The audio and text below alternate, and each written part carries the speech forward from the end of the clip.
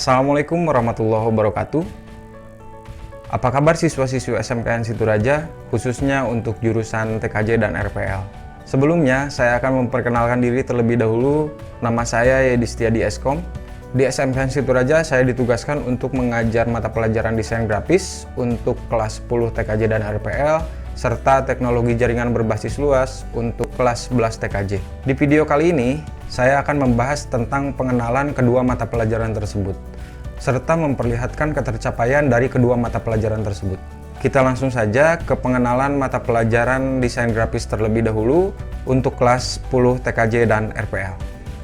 Sekarang kita mulai ke desain grafis. Desain grafis di sini terbagi dalam dua istilah. Yang pertama yaitu adalah desain, yang kedua yaitu adalah grafis. Desain di sini artinya yaitu adalah merupakan kegiatan kreatif progresif dengan produk yang produk akhirnya adalah kebaruan dan perbedaan.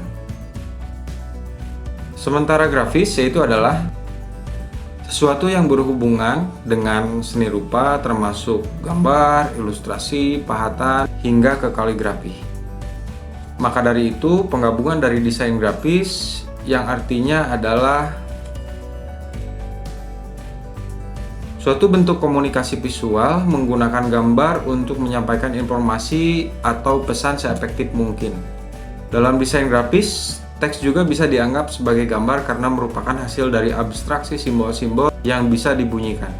Desain grafis merujuk kepada proses pembuatan, metode, perancangan, produk yang dihasilkan, ataupun disiplin ilmu yang digunakan untuk mendesain.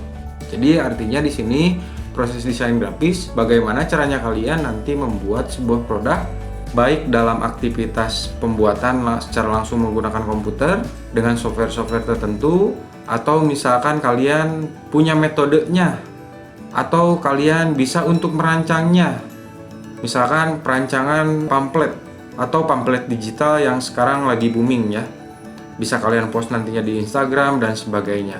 Nah, itu adalah desain grafis. Nah, di sini ada contoh dari produk desain grafis, diantaranya yaitu adalah buku atau majalah. Yang kedua logo, contoh di sini yaitu adalah logo Provinsi Jawa Barat, dan selanjutnya logo SMKN Situraja. Selanjutnya ada juga brosur. Nah, brosur di sini biasanya digunakan untuk penawaran suatu produk atau misalkan penawaran-penawaran di bidang yang lain. Pamflet di sini sama seperti brosur, menginformasikan sebuah hal yang ingin diinformasikan kepada publik, contohnya misalkan MPLS. Selanjutnya yaitu adalah spanduk. Spanduk ini kalian pasti temukan di pinggir-pinggir jalan atau misalkan di retail, toko, pasar dan sebagainya. Dan selanjutnya yaitu adalah banner. Banner di sini biasanya dipakai oleh toko-toko retail, pasar dan sebagainya, ataupun di supermarket, ataupun di sekolah kita juga ada. Selanjutnya yaitu adalah stiker. Nah, contoh-contoh dari hasil desain grafis tersebut, kalian bisa rancang, menyesuaikan metodenya, dan langsung membuat pada sebuah komputer, dan hasilnya yaitu adalah yang barusan saya perlihatkan. Biasanya spanduk, pamflet, banner diterapkan secara langsung, namun dari kemajuan teknologi yang begitu cepat, dan kita pun menggunakan device-device yang canggih seperti handphone dan sebagainya, hasil-hasil desain grafis tersebut sudah bisa kita terima dalam bentuk file ya. Seperti kalian kemarin menerima pamflet untuk PLS. Nah, selanjutnya di sini ada software untuk pengolah desain grafis. Hasil-hasil dari desain grafis yang saya perlihatkan barusan bisa diolah dengan software-software yang akan saya perlihatkan sekarang.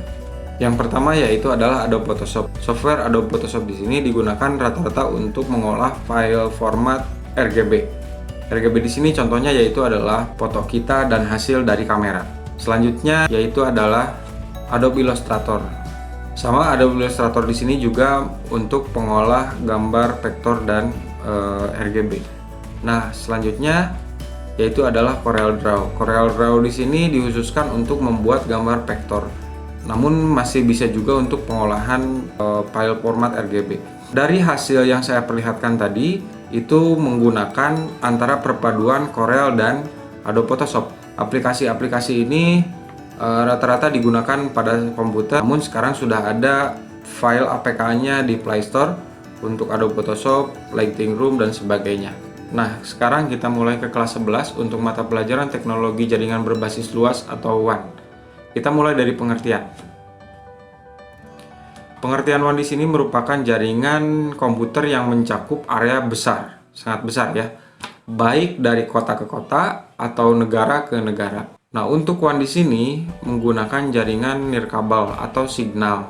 Nirkabel di sini signal atau tanpa kabel ya, tapi tetap untuk menciptakan suatu proses signal tersebut tetap menggunakan bantuan dari perkabelan ya. Tentunya terdapat kabel powernya, terdapat kabel LAN-nya untuk menghantarkan data ke pemancar dan sebagainya. Ada juga yang menggunakan jaringan backbone atau bawah tanah atau bawah laut ya, seperti yang diimplementasikan di kota ke kota yang pernah saya temui. Indosat Ancol yang mempunyai jaringan backbone bawah laut untuk mengantarkan data dan sebagainya lewat kabel backbone.